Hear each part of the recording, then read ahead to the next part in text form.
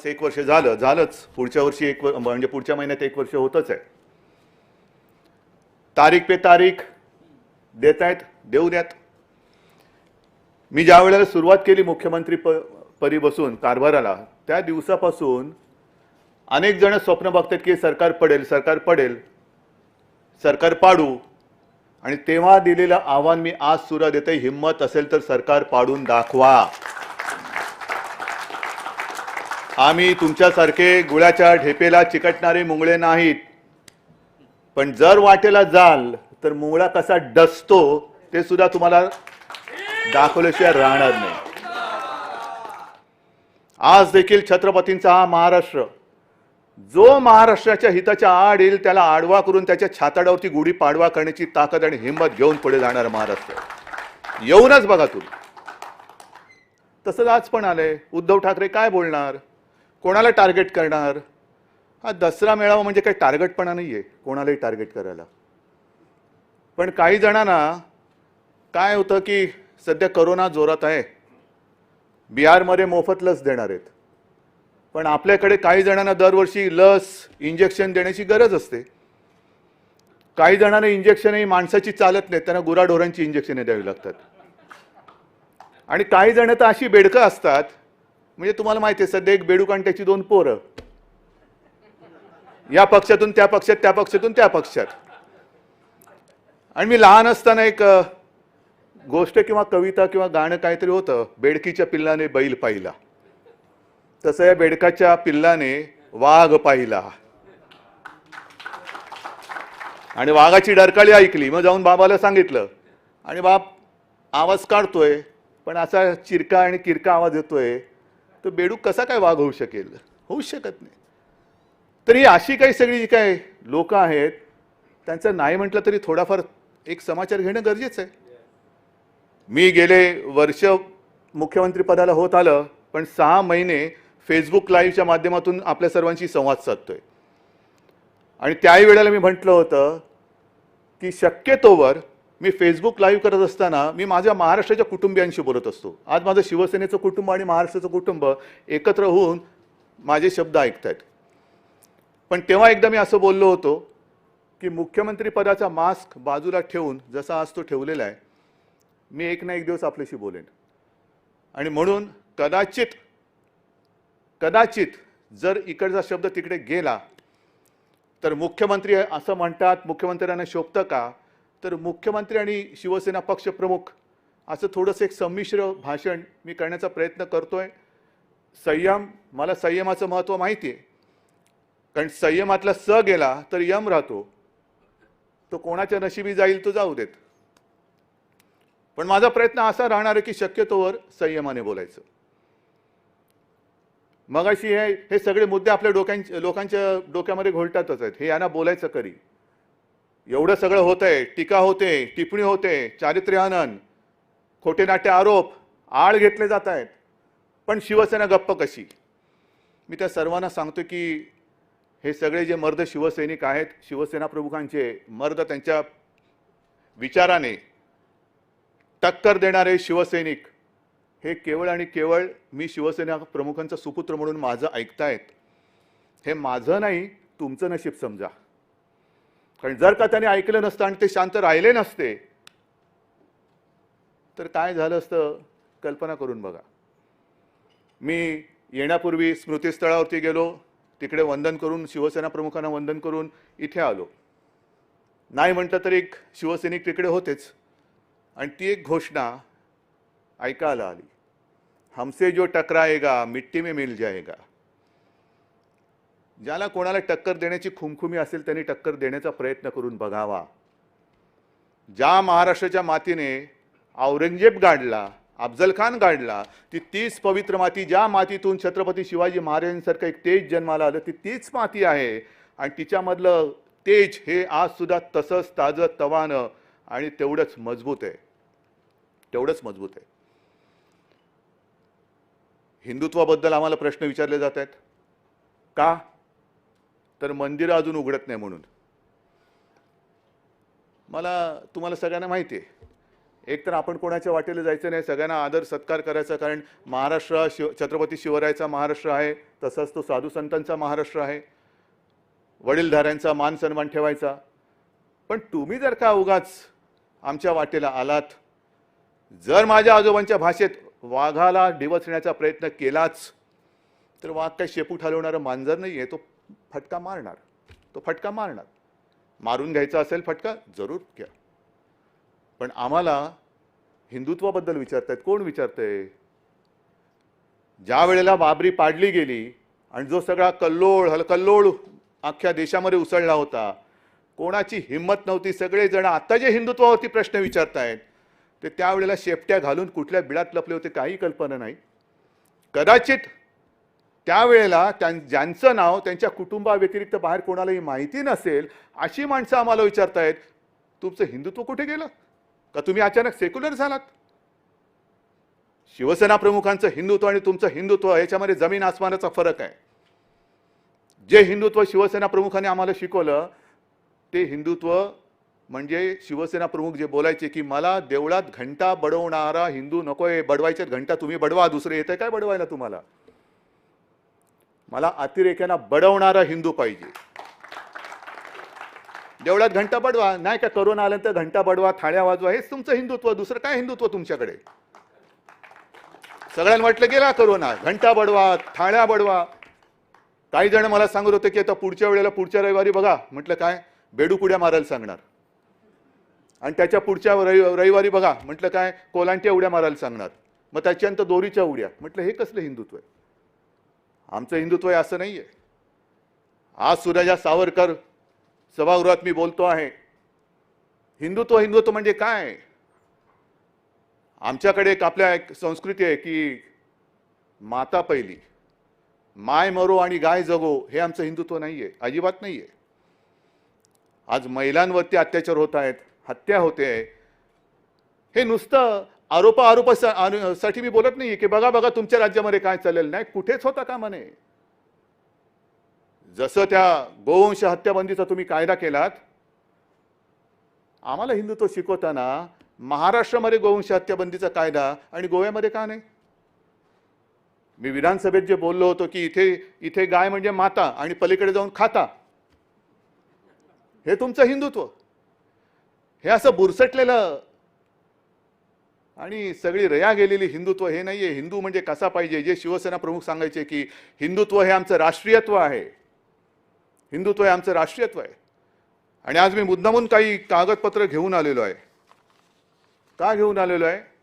कारण काही जणांची वाक्य मला खरंच. आज सकाळी संघाचा कार्यक्रम झाला आणि त्या संघाच्या कार्यक्रमामध्ये जसं आपण या सभागृहामध्ये एक मर्यादित स्वरूपामध्ये हा आपला मेळावा, परंपरा फार महत्त्वाची आहे.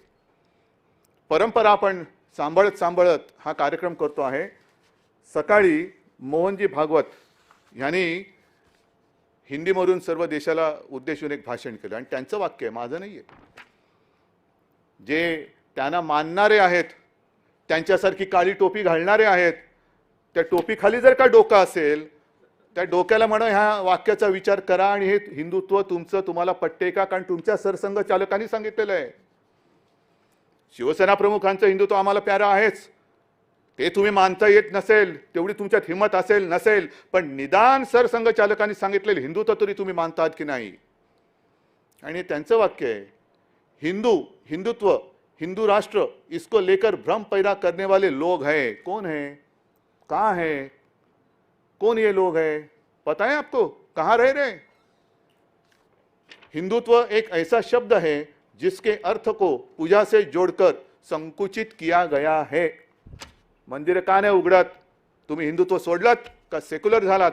हे सरसंघचालकांचं वाक्य आहे.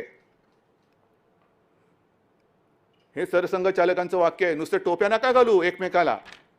त्या टोपीखाली मी पुन्हा सांगतो, जर डोकं असेल तर त्या डोक्यामध्ये मेंदू असेल तर त्या मेंदूला पहिलं हिंदुत्व म्हणजे काय हा अर्थ तुम्ही तुमच्याच सरसंघचालकांकडून समजून घ्या आणि मग खरडेघाशी करा. ज्या वेळेला संपूर्ण देशात, मी पुन्हा एकदा सांगतो, आगडोंब उसळल्यानंतर शिवसेना प्रमुख आणि शिवसैनिक नसते तर मुंबई महाराष्ट्र वाचला नसता. त्यावेळेला तुम्ही कुठेही दुरान्वयाने सुद्धा तुमचा संबंध नव्हता. आणि आज तुम्ही आमच्या अंगावरती येताय का? खुर्चीवरती बसलात म्हणून. मग जे शिवसेना प्रमुख सांगायचे की जो सर्वसामान्य माणूस असतो त्याच्या तळहातावरती भाग्यरेषा असते. हे नशीबवान यांच्या कुठे भाग्यरेषा उमटले ते त्यांनाच कळत नाहीये. अशी काही भाग्यरेषा उमटलेली माणसं असतात. 2-4 दिवसासाठी ती रेषा असते, पण त्यांना असं वाटतं की ही भाग्यरेषा माझ्यावरती उमटले म्हणजे मीच भाग्यविधाता झालो की काय. नाही, एवढे सारी गोष्ट नाहीये. आणि त्याच्यानंतर सुद्धा मोहन भागवत जे म्हणतायत हे फार महत्त्वाचं आहे. म्हणजे खरं म्हणजे आजचं मोहन भागवतांचं जे भाषण आहे संजय उद्याच्या आपल्या सामनामध्ये व्यवस्थित छापलं पाहिजे. कारण फार मोलाचे त्यांनी विचार मांडलेले आहेत. एकतर हिंदुत्वाचा अर्थ त्यांनी सांगितलेला आहे. जे हिंदुत्व शिवसेना प्रमुखांना अभिप्रेत आहे जवळपास तसंच हिंदुत्व त्यांनी ते हिंदुत्व म्हणजे नुसतं देव मंदिर पूजा अर्चा त्याच्यापुरतं ते हिंदुत्व मर्यादित नाही आहे. त्या पलीकडे जाऊन जे व्यापक हिंदुत्व आहे हे त्यांनी सांगितलेलं आहे. आणि त्याच्यानंतर त्यांनी सगळ्या राजकारण्यांबद्दल जे बोललेलं आहे हे सुद्धा त्यांच्याच जी राजकीय शाखा आहे संघाची जी राजकीय शाखा आहे त्या राजकीय शाखेनेही ह्याच्यावरती विचार करण्याची गरज आहे. कारण आज मोहनजी पुन्हा म्हणालेले आहेत की राजकारण म्हणजे शत्रूमधील युद्ध नव्हे. फार महत्त्वाचं वाक्य आहे. राजकारण म्हणजे शत्रूमधील युद्ध नव्हे, विवेक पाळा. हे कोणाला उद्देशून त्यांनी बोललेले असतील? आम्ही विवेक पाळतोय नाही पाळतोय, भाजप विवेक पाळते नाही पाळते. आज कोरोनाचं संकट सगळीकडे असताना सुद्धा जे काय राजकारण आणि राज्यामधली सरकार हे सरकार पडेल ते सरकार पाडू कशाला पाडापाडी करताय? कशाला पाडापाडी करताय? जेवढं लक्ष तुम्ही तुमच्या पक्षावरती देत आहात, जे मध्ये मला सांगायचं ना मोदीजी एवढे तास काम करतात आणि एवढ्या वेळेस झोपतात, तेवढ्या वेळेस उद्धव ठाकरेंनी काम केलं तरी काय काम होईल? उद्धव ठाकरे काय काम करतोय हे नुसतं तुम्हाला गरगर गरगर गरगर फिरून चालणार नाही. तसं भोवरा सुद्धा फिरतो, सुदर्शन चक्र सुद्धा फिरत असतं, भुईचक्र सुद्धा फिरत असतं. त्या फिरण्याला काय अर्थ नसतो. पण जे काम आज झालेलं आहे ते पुढच्या महिन्यामध्ये सगळ्यांच्या समोर मी ठेवणार आहे. पण राजकारणामध्ये म्हणजे हे कोरोनामध्ये सुद्धा पाडापाडीचं करतात. मध्य प्रदेशचं सरकार पाडलं, आणखीन कुठलं सरकार पाडलं, बिहारमध्ये आता प्रचाराला लागले सोशल डिस्टन्सिंगचं. आज सुद्धा आम्हाला सुद्धा हा तोबा गर्दीचा मेळावा करता आलाच काही नाही. परंतु आम्ही हे नियम पाळतो. का पाळतो? की मी मुख्यमंत्री म्हटल्यानंतर मी महाराष्ट्र राज्याचा कुटुंब प्रमुख आहे. मला माझ्या जनतेची, तुम्हाला नसेल, तुमच्यासाठी महाराष्ट्रातली जनता देशातली जनता म्हणजे मतं असतील, पण माझ्यासाठी ती माझ्यासारखी हाडामासाची रक्ताची माणसं आहेत. माझी ती माणसं आहेत, माझी ती कुटुंबीय आहेत. म्हणून हे उगाच नाही लावून फिरत माझी कुटुंब माझी जबाबदारी. पण तिकडे पाडापाडी करताय. पण जेवढं लक्ष तुम्ही तुमच्या पक्षावरती देताय त्यातलं थोडं लक्ष तरी देशावरती द्या ना. आज देश रसातळाला चाललेला आहे. मी मुख्यमंत्री म्हणून जेव्हा गेल्या आठवड्यामध्ये त्या पूरग्रस्त भागात गेलो होतो, अतिवृष्टी झालेल्या भागामध्ये संपूर्ण शेतकऱ्यांची सगळी हे ओसाड झालेली, घरदारं वाहून गेलेत, जमीन खरडून गेले, विहिरी बुजल्यात, रस्ते वाहून गेलेत, इलेक्ट्रिक खांब पडलेले आहेत. मदत करायची, मदत करतोय. पण मदत करताना सुद्धा पैसे आणायचे कुठून? पैसे आणायचे कुठून?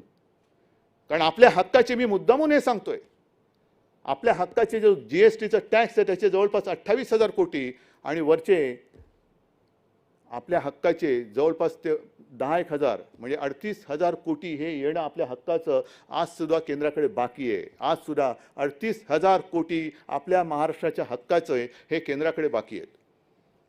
ते देत नाही आहेत. आणि बिहारला फुकट लस देत आहेत. कोणाच्या पैशाने देत आहेत? पण 38,000 कोटी म्हणजे जीएसटी देतच नाहीये. मग मध्ये एक प्रस्ताव असा आला की राज्याने कर्ज उभारावं. काय म्हणून उभारायचं? मग आता म्हणतात केंद्र कर्ज उभारेल. फेडायचं कोणी? का म्हणून तुम्ही कर्ज उचलताय आणि आम्हाला उचलायला लावताय? जीएसटी जो आमच्याकडे जो टॅक्स कर गोळा करण्याचा जो एक अधिकार होता, त्याही वेळेला आपल्याला सर्वांना कल्पना असेल की शिवसेना एकटी होती महाराष्ट्रात तरी की त्याला विरोध करत होती की असं जेवायचं तर असं कसं देणार तुम्ही? म्हणजे इथला पैसा दिल्लीत जाणार आणि दिल्ली मग सगळीकडे वाटणार. येत नाहीये पैसा. मग जीएसटी जर का तुम्ही आम्हाला देऊ शकत नसाल तर मला असं वाटतं मी आज ह्या दसरा मेळाव्याच्या माध्यमात निमित्ताने संपूर्ण देशातील सर्व राज्याच्या मुख्यमंत्र्यांना एक विनंती करतोय, आवाहन करतोय की चला पुढे या, चर्चा करूया आपण त्याच्यावरती. जीएसटीची जी काय कर पद्धत आहे ही जर का फसली असेल, आणि मला वाटतं फसली ती, आमच्या हक्काचा पैसा जो आम्हाला मिळाला पाहिजे तो मिळत नाही. प्रत्येक जण ठो ठो ठो ठो बॉम्ब मारतोय, पत्रावरती पत्र लिहिले जात आहेत, त्या पत्राला केराची टोपली दाखवली जाते, आणि ते जर का पैसे मिळत नसतील आणि ही जीएसटीची पद्धत जर का फसलेली असेल, तर मला असं वाटतं पंतप्रधानांनी सुद्धा प्रामाणिकपणाने चूक मान्य करून एक तर त्याच्यात सुधारणा केली पाहिजे, आणि नाही तर ही जीएसटीची पद्धत रद्द करून पुन्हा जुन्या कर प्रणालीवरती जाण्याची आज गरज असेल तर तसं त्यांनी गेलं पाहिजे. की मी आज देशातील सगळ्या मुख्यमंत्र्यांना आवाहन करतो, या आपण बोलूया, सगळेजण आपण बोलूया. कारण हा देश म्हणजे कोणत्या एका पक्षाची मक्तेदारी नाहीये, एका पक्षाची मक्तेदारी नाहीये, आणि केवळ भारतीय जनता पक्षाला सत्ता मिळाली आणि त्यांना सत्ता करण्यासाठी हा भूभाग जणू काय 1947 साली अनेक क्रांतीवीरांनी बलिदान करून, अनेक आंदोलकांनी आंदोलनं करून, लाठ्या काठ्या गोळ्या खाऊन हा तुमच्यासाठी स्वतंत्र केलेला नाही. हा स्वतंत्र हा देश ह्या देशातील गोरगरीब जनतेसाठी केलेला आहे.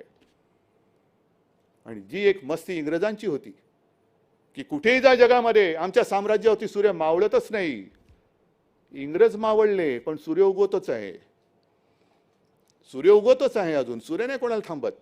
आणि तशीच जर का मस्ती भारतीय जनता पक्षाकडे असेल की काश्मीरपासून कन्याकुमारीपर्यंत हा संपूर्ण हिंदुस्थान आम्ही पाराक्रांत करू शकला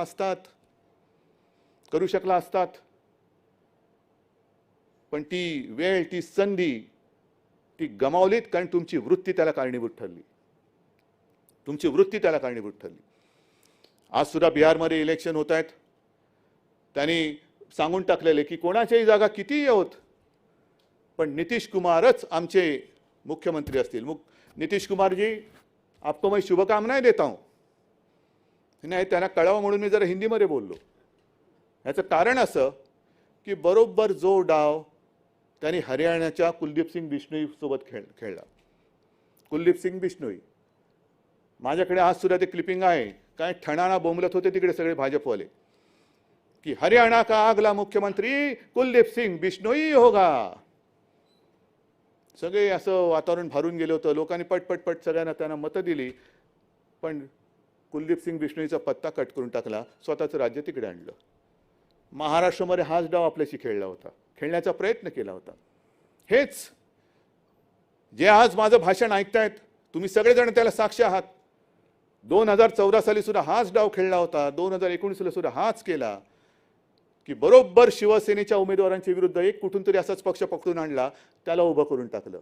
जा लढ, शिवसेनेच्या विरुद्ध लढ, मोदी से बैर नाही, नितीश तेरी खैर नाही. म्हणजे सरळ सरळ युती नाही करायची, पडद्या मागून सगळं करायचं, बंद दाराआड सगळं करायचं. आपल्याबरोबर शिवसेनेबरोबर तोच डाव केला.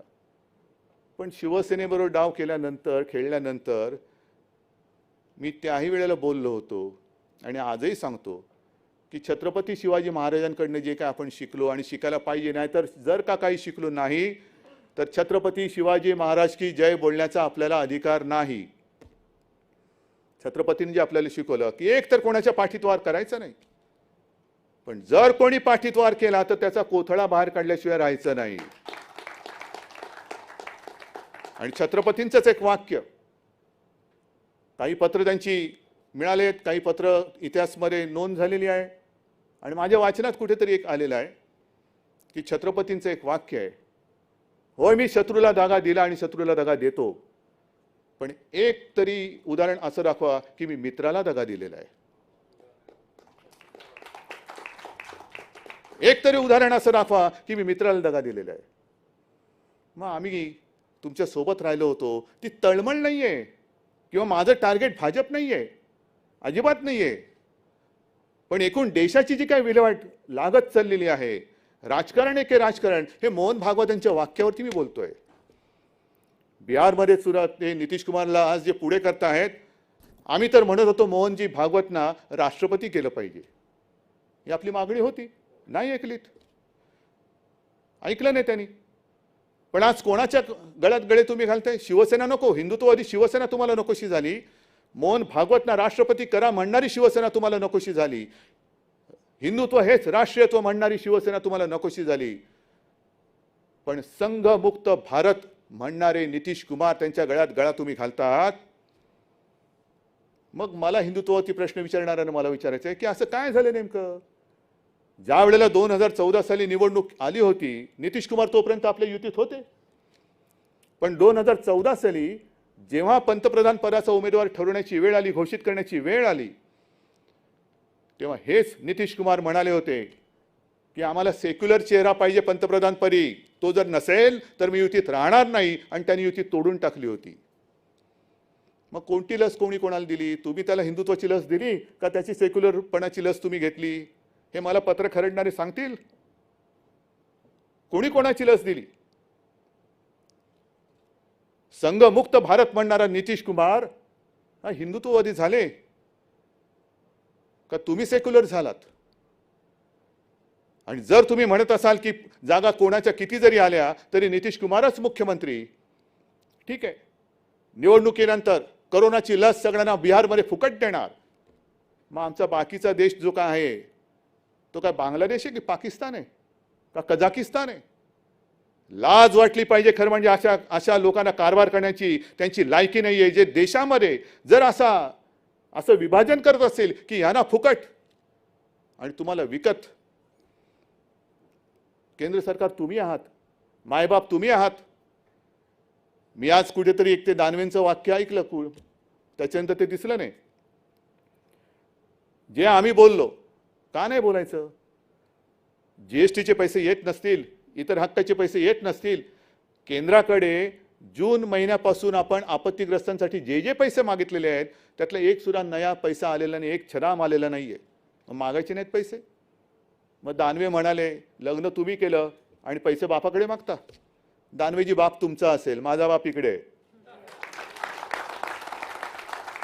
माझा बाप इकडे आहे आणि तो माझ्या सोबत आहे. कधी कधी माझ्या शरीरात असेल, कधी माझ्या विचारात असेल, पण मला भाडोत्री बाप कोणाला स्वीकारण्याची माझी तयारी नाही. ते भाडोत्री बाप तुमचे तुम्हाला लख लाभो, पण माझे आई बाप सगळे माझ्या या मातीमध्ये आणि माझ्या सोबत आहेत.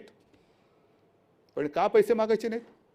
लग्न आम्ही केलं, जरूर केलं, पण लग्न करताना बाप तर सोडा हो, आहेराची पाकिट ज्याला देत होतो ना, तो आहेर घेऊन पळालेला आहे. मोजतो म्हणाले, मोजतो आणि मोजून देतो, मोजतच बसलाय. खाल्ले की काय खाल्ले देव जाणे. पण आहेराची पाकिट पळवणारे तुमचे जर का बाप असतील तर ते तुम्हाला लख लाभो. माझे आईबाप हे इकडेच आहेत. हे सगळं मी तुम्हाला बोलतोय कारण हे गेल्या काही महिन्यातलं दाटून साठून सगळं आलेलं आहे.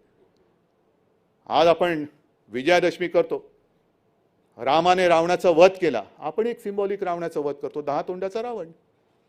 अनेक तोंड आहेत. हे 10 तोंडाचा रावण 10 तोंडांनी महाराष्ट्रावरती आलेला आहे. एक तोंड म्हणते रावणाचं, रावण की मुंबई हा पाकव्याप्त काश्मीर झालेला आहे. मुंबई पाकव्याप्त काश्मीर? पाकव्याप्त काश्मीर सोडून द्या. कारण मला वाटतं जर मी विसरलो नसेन तर मोदींनी आपल्याला सांगितलं होतं 2014 साली की पाकव्याप्त काश्मीर मी भारतात आणल्याशिवाय राहणार नाही. बोलले होते ना. पाकव्याप्त काश्मीर लांब राहिलं. आपल्या भारताचा जो काश्मीर आहे तिकडे ज्यांना मुंबई हे पाकव्याप्त काश्मीर वाटते त्यांना म्हणा अनधिकृत सोडून द्या. 370 कलम काढलेला आहे, पण अधिकृत तरी 1 इंच जमीन आज तरी जाऊन तुम्ही घेऊन दाखवा. आज तरी जाऊन घेऊन दाखवा तुम्ही आणि मग आमच्या अंगावरती या. घरी खायला मिळत नाही म्हणून मुंबईमध्ये यायचं आणि वरती दाखवायचं की आम्ही कष्ट केलेले आहेत. मुंबई महाराष्ट्राचं मीठ खायचं आणि नमक हरामी करायची, ही असली सगळी रावणी अवलाद. महाराष्ट्राची बदनामी कशासाठी करायची? ह्याचं कारण कोरोनाचं संकट असताना सुद्धा जवळपास 16,000 कोटी त्यातले 2 चिनी कंपन्या बाहेर काढा.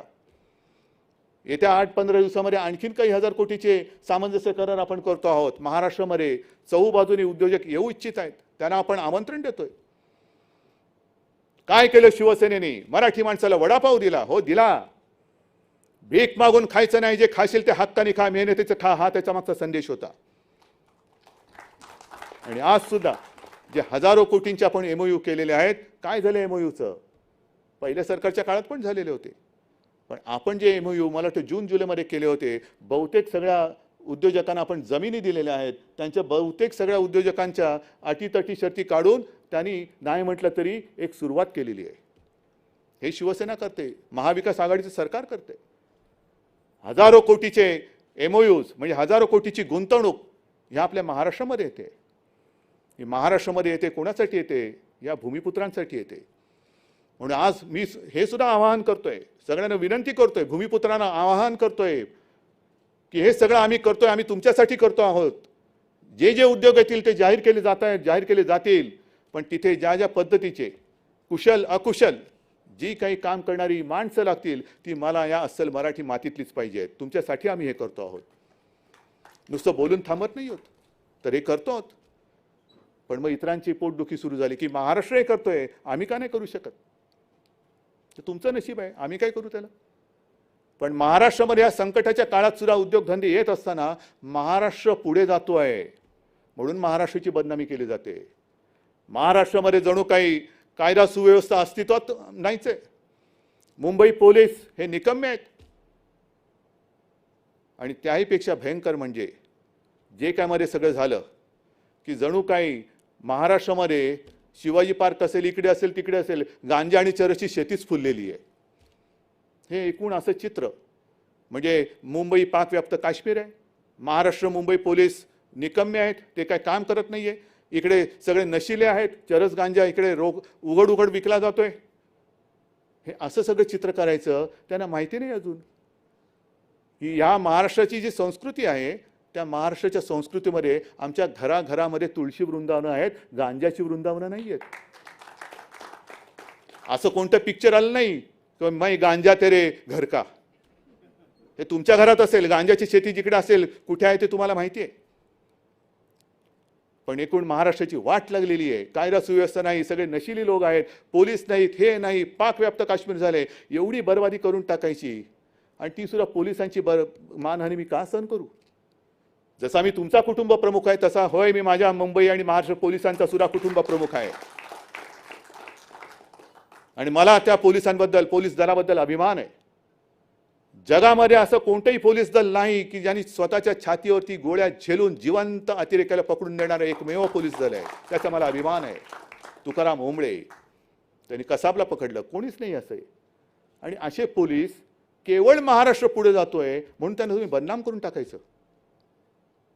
ह्या सगळ्या गोष्टी बघितल्यानंतर आणि पुन्हा तेच खरं म्हणजे पाकव्याप्त काश्मीर, मुंबई का पाकव्याप्त काश्मीर झालंय, हां हे आमचं होऊच शकत नाही ते. पण असं बोलणं म्हणजे मोदींचा अपमान आहे. कारण मोदी पंतप्रधान गेले 6 वर्ष आहेत. त्यांनी सांगितलं होतं की मी पाकव्याप्त काश्मीर आपल्या देशामध्ये आणेन.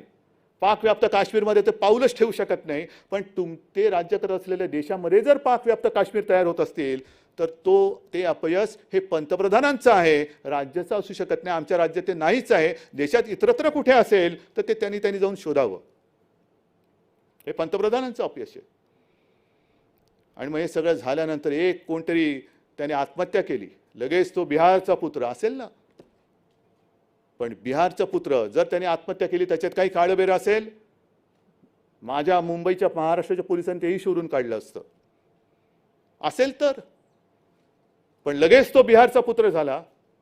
पण बिहारचा पुत्र म्हणून त्याच्याबद्दल गळे काढणारे तुम्ही महाराष्ट्राच्या पुत्रावरती चिखलफेक करायला लागलात.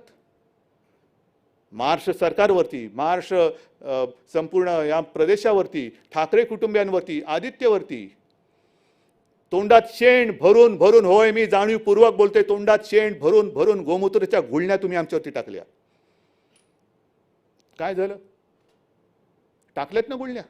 आता तेच शेण भरलं तोंड आणि गोमूत्राने भरलेलं तोंड ते गिळा आणि ढेकर देऊन गप्प बसा. कारण इकडे तुम्ही आमचं काही वाकडं करू शकत नाही, कारण आम्ही हाताने स्वच्छ आहोत. पापी वृत्तीचे आम्ही माणसं इकडे नाही आहोत. स्वतः शेण खायचं आणि दुसऱ्याचं तोंड हुंगायचं. अरे तुमच्याच तोंडाला आणि धोत्राला वास येतो गोमूत्राचा, मी काय करू त्याला? मी काय करू त्याला? पण आमच्या अंगावरती येत आहात. हा जो काही महाराष्ट्राचा द्वेष आहे, महाराष्ट्र द्वेष्टे, ही सगळी अवलाद बघितल्यानंतर मी तमाम माझ्या महाराष्ट्रातील माता भगिनींना आणि बांधवांना एक आवाहन करतोय की सावध राहा. सावध राहा. हे एक तर देश खतम करतायत, देशाचे तुकडे आपण होऊ देणार नाहीत. मुंबई तर ते महाराष्ट्रापासून तोडू शकतच नाहीत, कारण शिवसेना प्रमुखांनी याच शिवसेना प्रमुखांनी शिवतीर्थावरून इशारा दिलेला आहे की जो कोणी मुंबई महाराष्ट्रापासून तोडण्याचा प्रयत्न करेल त्याच्या देहाचे आम्ही तुकडे केल्याशिवाय राहणार नाही. ही शिवसेना जिवंत आहे आणि शिवसेना मुंबईचा लचका कोणालाही महाराष्ट्र दृष्ट्याला तोडू देणार नाही. हा संपूर्ण आमचा इतिहास आहे, ही सगळी आमची वृत्ती आहे, हा आमचा स्वभाव आहे. आम्ही शांत आहोत पण शंड नाही आहोत, अजिबात नाही आहोत. ती आमची संस्कृती आहे. जर आमच्याशी सभ्यतेने वागाल तर आम्ही सुद्धा सभ्यतेने वागू. नाहीतर रामदास म्हणालेच आहेत, भले तरी देऊ काय ती कासेची लंगोटी, नाहीतर नाठाळ्याच्या हाती हाणू काठी. ही काठी बिठी तुमच्याकडे नुसती लाठीकाठी असेल, पण आमच्याकडे मनगट असं मजबूत आहे. तलवारीने युद्ध जिंकलं जातं, पण तलवार पकडायला मनगट मजबूत असतं. ते मनगट आमच्या शिवसैनिकांमध्ये आहे आणि या महाराष्ट्रातल्या छत्रपतींच्या मर्द मराठी माणसामध्ये. बोलण्यासारखं खूप आहे, सांगण्यासारखं खूप आहे, पण हे सांगत सांगत सांगत सगळं गेलं तर ह्यांचे सगळे जे काही कोण किती म्हणजे पापामागून पाप ही उघडी पडायला लागतील.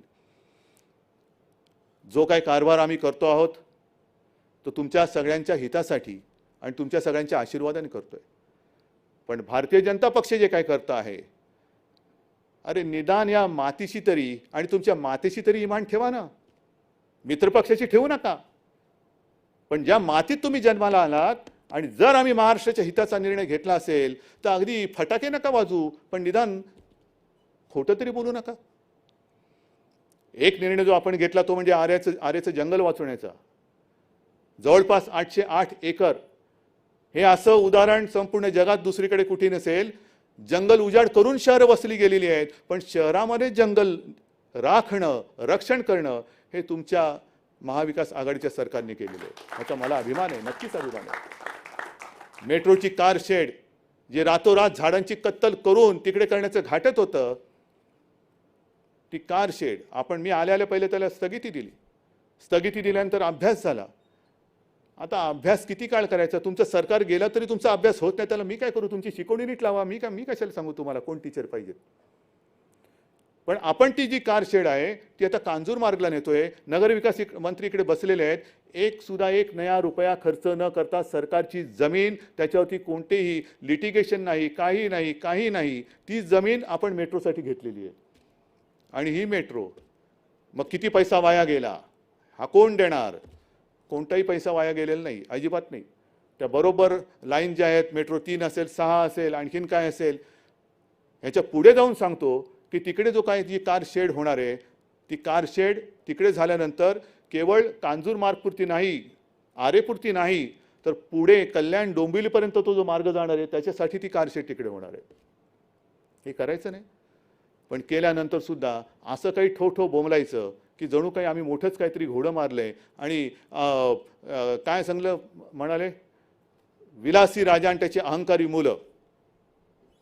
ठीक आहे ना, मग मी असं म्हटलं तर अहंकारी राजा आणि कळसूत्री बाहुल्या, हे नुसतं असं फिरवत बसायचं. बोट वर केलं की यांची टांगवर होते, हे बोट वर केलं की हात वर होतो, हे दुसरं बोट केलं की दोन्ही टांगावरती होतात. आता काय वर तुमचं काय वरनं काय करतील दोरीवरनं, मला काय माहिती तुमच्या वरच्या जोडीला तुमचं कोणते अवयव जोडले गेलेत. पण ही कळसूत्री बाहुल्यांचा खेळ आता महाराष्ट्राने संपवलेला आहे आणि यापुढे महाराष्ट्रामध्ये कळसूत्री बाहुल्यांचा खेळ होणार नाही. इकडे मर्द मावळ्यांचंच सरकार येणार आहे, मर्द मावळ्यांचं सरकार येणार. आणि म्हणून बांधवांनो आणि भगिनीनो, मी मगाशी म्हटलं की बऱ्याच काही गोष्टी घेऊन आलेलो आहे, पण सगळ्या गोष्टी सांगत बसण्यात तसं काय मला वाटतं उगाच वेळ काढण्यात काय अर्थ नाही आहे. पण एकच गोष्ट महत्त्वाची जी सांगतो की जे काही चाललेलं आहे संपूर्ण देशात हे फार विचित्र चाललेलं आहे. कोरोनाचं संकट आहेच, जगभरामध्ये संपूर्ण अर्थव्यवस्था ही खिळखिळी झालेली आहे.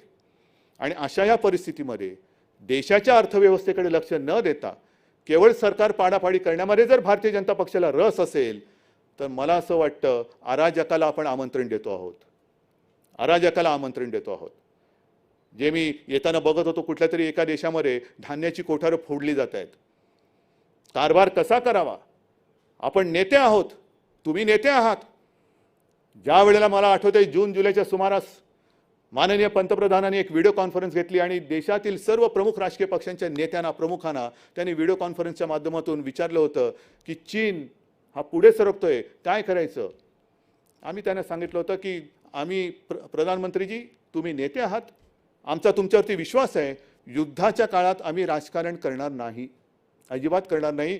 जे तुम्ही ठरवाल आमचा तुम्हाला पाठिंबा आहे. आमचा तुमच्यावरती विश्वास आहे, कारण आम्हाला माहिती आहे की तुम्ही लेचेपेचे नाही आहात. मग जर हे आम्ही करू शकतो तर करोनाचं संकट ह्याच्यामध्ये तुम्ही राजकारण करता. मंदिरं उघडा, मंदिरं उघडणार आहे. मला काही हौस नाही की सगळं काही लॉकडाऊन करून दाखवले. काय दाखवलं? टाळेबंदी. अजिबात नाही. लॉकडाऊन करण्याची काही मला हौस नाही आहे. सगळ्या गोष्टी हळूहळू करत उघडत जातो आहोत. पण आज जे तुमच्या सरसंघचालकांनी सांगितलेलं आहे की हिंदुत्व म्हणजे नुसतं पूजा अर्चा यांच्याशी जोडला गेलेला तो एक संकुचित शब्द नाही आहे. बरंच काय ते बोललेत. मुस्लिम बांधवांबद्दल सुद्धा ते बोललेत. ऐका जरा त्यांचं ऐका.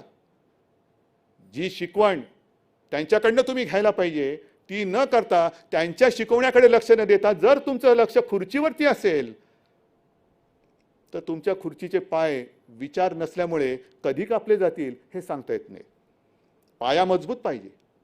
आज सगळी एनडीए म्हणून जी काही आघाडी केली होती ती आघाडी तुटून गेलेली. काय एनडीए शिल्लक नाही राहिलेली. पहिला आपल्याशी खेळ करायला गेलेले, आपण तडाखा दिला.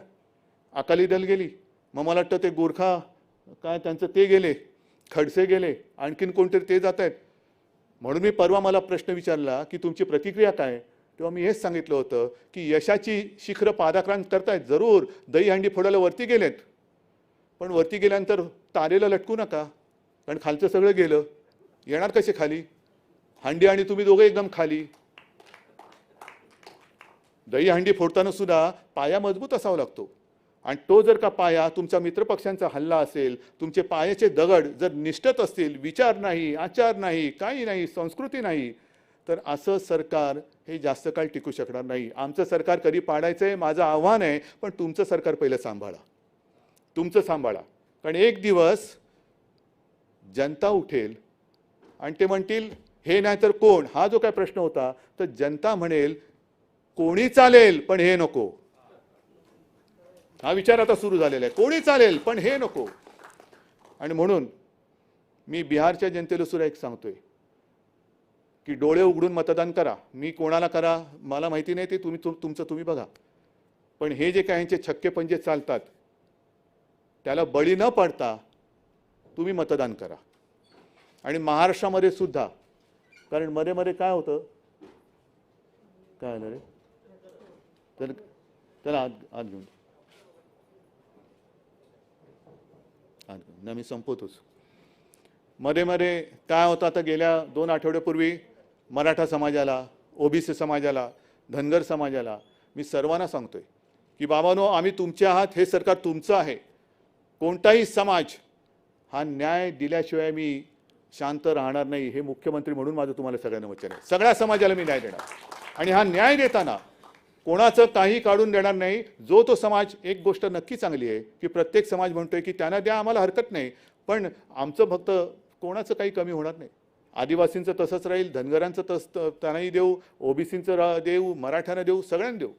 फक्त एकच हात जोडून नम्र विनंती करतोय की जातीपाती आणि समाजामध्ये जे कोणी महाराष्ट्र द्वेष्टे भिंती उभ्या करू इच्छित असतील तर त्यांच्या कारस्थानानं बळी पडू नका. कारण तुम्ही म्हणजे महाराष्ट्र आहात, तुम्ही म्हणजे शिवरायाचे मर्द मावळे आहात. आणि तुमच्यामध्ये जर का तुटफूट झाली आणि तोडफोड करण्यामध्ये जर का ते यशस्वी झाले तर केवळ आपलेच नाही तर महाराष्ट्राचे तुकडे करायला ते मागे पुढे बघणार नाही.